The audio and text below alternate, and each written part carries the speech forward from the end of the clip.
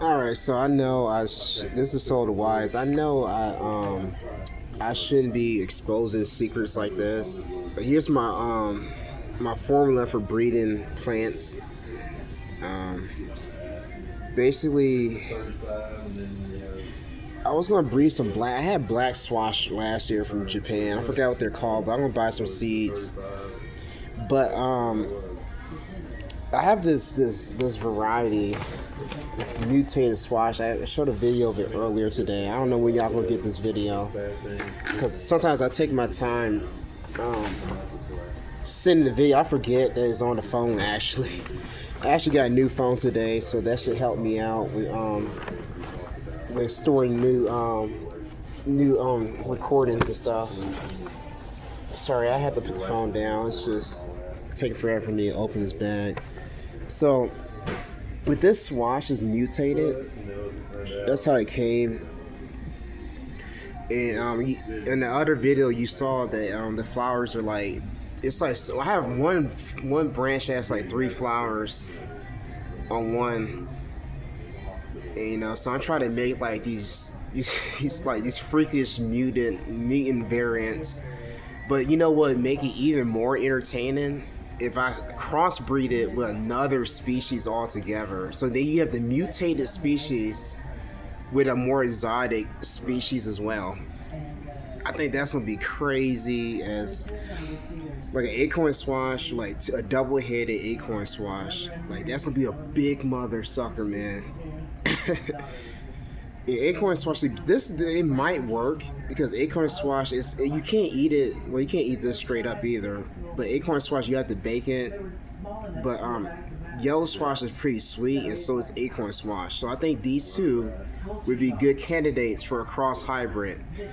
They should not be that different. It's sweet. You know, it might take a little bit longer to cook it because of the acorn squash genetics, but it should be compatible. You see how big that is compared to the normal yellow squash? Like, I have several more plants that are doing this. They have like, one has 3 flower heads on one stem. So there's a lot of potential for crossbreeding. Just like, I want to have like some weird genetics. Like,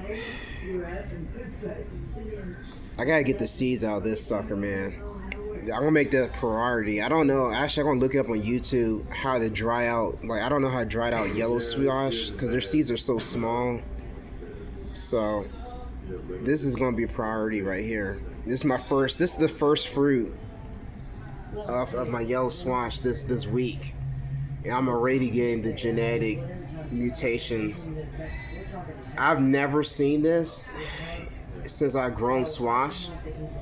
I think the plants I got, either they were genetically different or, well, yeah, that's what it had to be. And these plants I actually bought from Walmart. They're from Bonnie. But I tell you what, they're Bonnie's property, but they won't be Bonnie's genetics when I'm done with them. I don't think Bonnie was planning this either. I don't know what happened with Bonnie, but I don't think they did that on purpose. I'm telling you what, by the time I'm done with this, they will not be Bonnie. I promise you that. They won't be Walmart genetics. I promise you that. Alright. So these are the plants I'm gonna grow next year. I said I was gonna grow mostly like wild lettuce and stuff like that, which I am.